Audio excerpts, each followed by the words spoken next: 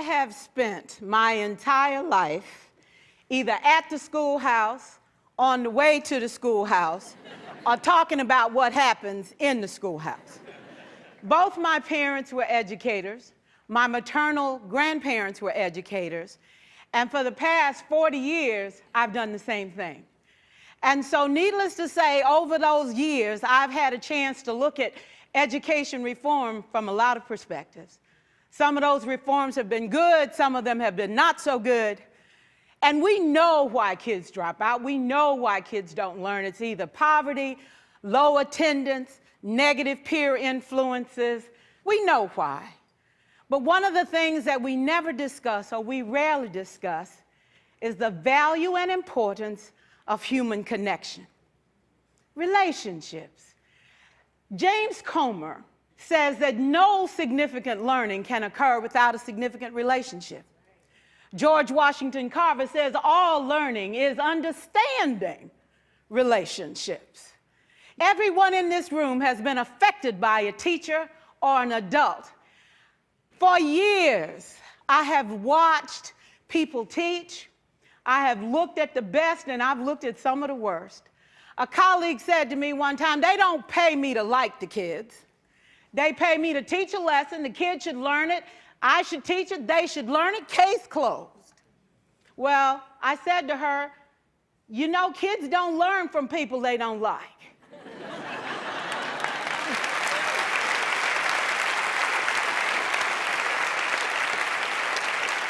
She said, that's just a bunch of hooey.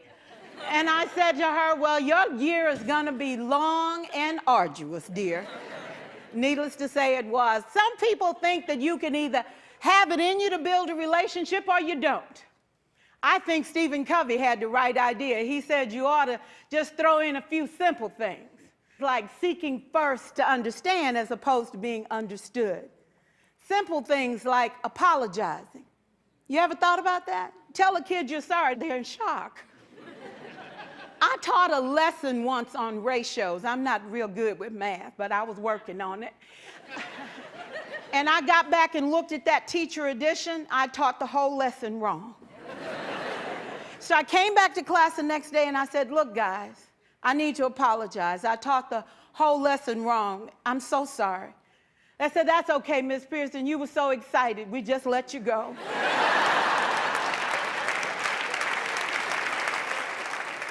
I have had classes that were so low, so academically deficient that I cried. I wondered, how am I going to take this group in 9 months from where they are to where they need to be? And it was difficult. It was awfully hard. How do I raise the self-esteem of a child and his academic achievement at the same time? One year I came up with a bright idea. I told all my students, you were chosen to be in my class. Because I am the best teacher and you are the best students, they put us all together so we could show everybody else how to do it. One of the students said, really? I said, really? We have to show the other classes how to do it. So when we walk down the hall, people will notice us. So you can't make noise, you just have to strut. And I gave him a saying to say, I am somebody. I was somebody when I came. I'll be a better somebody when I leave. I am powerful and I am strong. I deserve the education that I get here. I have things to do, people to impress, and places to go. And they said, yeah. You say it long enough, it starts to be a part of you. And so,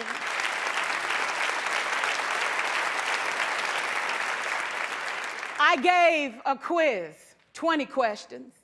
Student missed 18. I put a +2 on his paper and a big smiley face.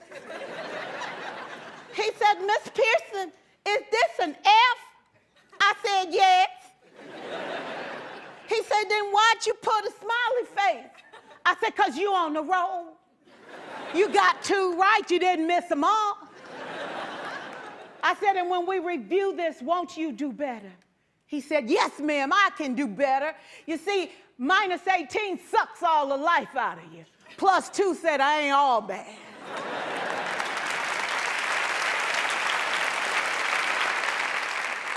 4 years, I watched my mother take the time at recess to review, go on home visits in the afternoon, buy combs and brushes and peanut butter and crackers to put in her desk drawer for kids that needed to eat, and a washcloth and some soap for the kids who didn't smell so good. See, it's hard to teach kids who stink.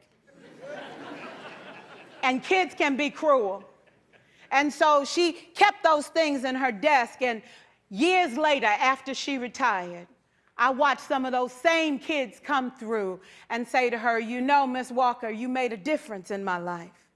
You made it work for me. You made me feel like I was somebody when I knew at the bottom I wasn't.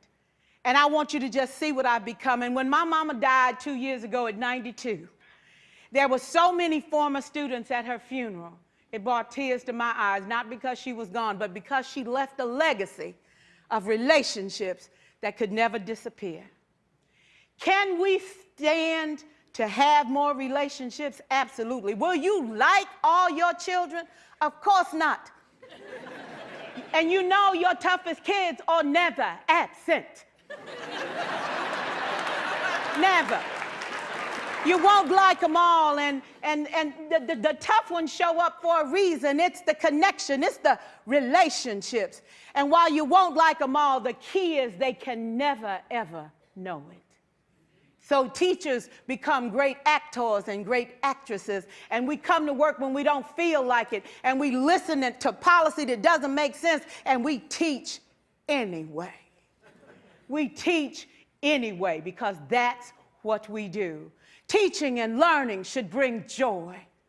How powerful would our world be if we had kids who were not afraid to take risks, who were not afraid to think, and who had a champion? Every child deserves a champion, an adult who will never give up on them, who understands the power of connection and insists that they become the best that they can possibly be. Is this job tough? You betcha. Oh God, you betcha. But it is not impossible. We can do this. We're educators. We're born to make a difference. Thank you so much. This is a copy of a pledge Rita used with her classroom daily. I am somebody. I was somebody when I came in. I will be a better somebody when I leave. I am powerful and I am strong. I deserve the education I get here. I have things to do, people to impress, and places to go. Rita passed away from cancer 5 years ago. The world lost an amazing educator, but we should all strive to leave a legend such as she.